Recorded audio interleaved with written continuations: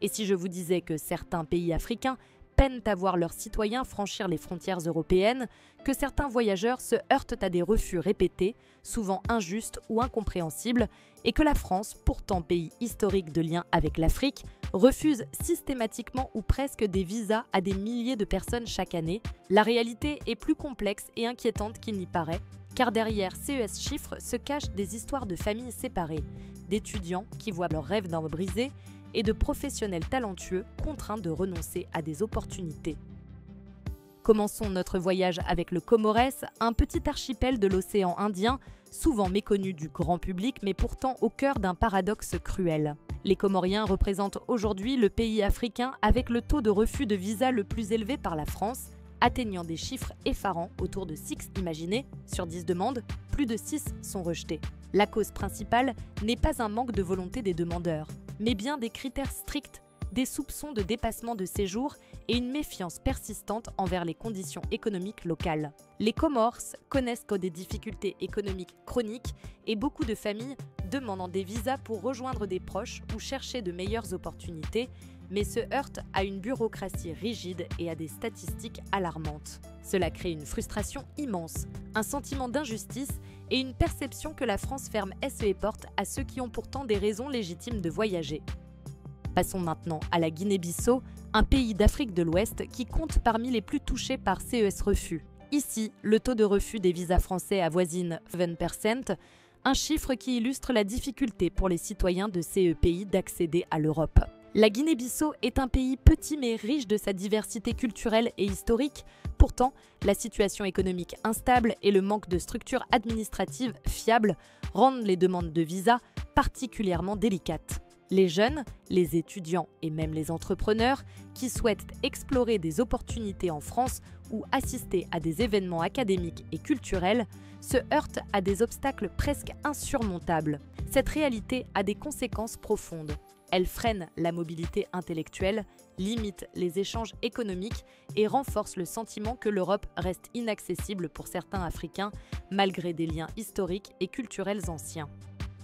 En troisième position, nous avons le Mali, un pays au passé riche et complexe, mais aujourd'hui confronté à des obstacles diplomatiques majeurs. Le taux de refus pour les visas français atteint environ 40% et la situation a été exacerbée par la suspension temporaire de la délivrance de visas par la France depuis 2023 suite à des tensions politiques. Cette décision a bouleversé des milliers de vies, des étudiants n'ont pas pu poursuivre leurs études à l'étranger, des familles ont été séparées et de nombreux professionnels ont dû renoncer à des projets importants. Le Mali, avec son dynamisme culturel et son importance stratégique en Afrique de l'Ouest, se retrouve paradoxalement freiné dans sa capacité à créer des liens internationaux.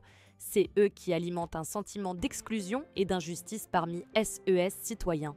Pour beaucoup, obtenir un visa devient un véritable parcours du combattant, un test de patience et de persévérance.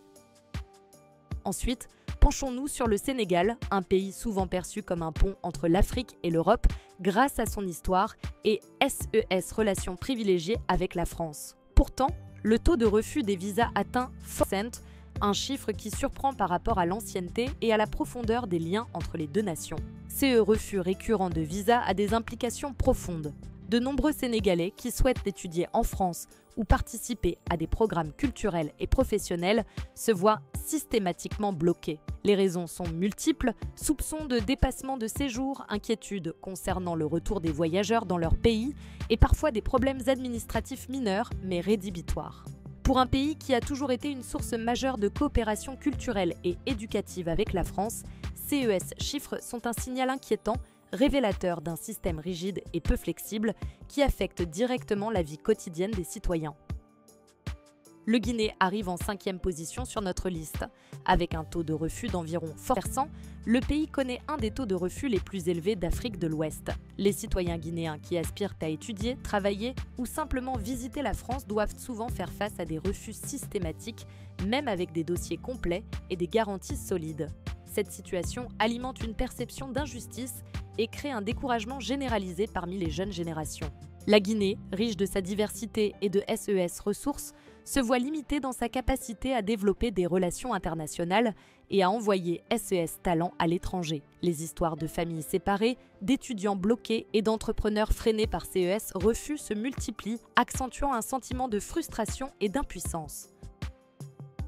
En 6e position, le Nigeria, l'un des pays les plus dynamiques d'Afrique, connaît également un taux de refus élevé, atteignant 10%. Le Nigeria, malgré sa population importante et sa vitalité économique, fait face à des refus systématiques de visa pour des milliers de SES citoyens chaque année. Ce paradoxe est frappant. Un pays avec un fort potentiel économique et culturel se heurte à des barrières administratives qui limitent l'accès à l'Europe. Les causes sont multiples: soupçons de migration irrégulière, difficulté à fournir certaines garanties financières ou encore des clichés administratifs concernant les conditions de séjour. Le résultat est une frustration immense pour les citoyens qui voient leurs ambitions brisées et leurs projets professionnels ou académiques bloqués. Le Nigeria illustre parfaitement le dilemme. Un pays capable d'offrir des talents et des opportunités à l'Europe se voit pourtant largement exclu de la mobilité internationale. Enfin, nous terminons notre tour avec le Ghana, où le taux de refus atteint 10%. Le Ghana est souvent salué pour sa stabilité politique et sa croissance économique, mais CES refus de visa montre que même des pays relativement stables ne sont pas épargnés par les obstacles administratifs. Pour de nombreux Ghanéens, la France représente une chance d'étudier, de travailler ou de visiter des proches, mais l'accès reste limité.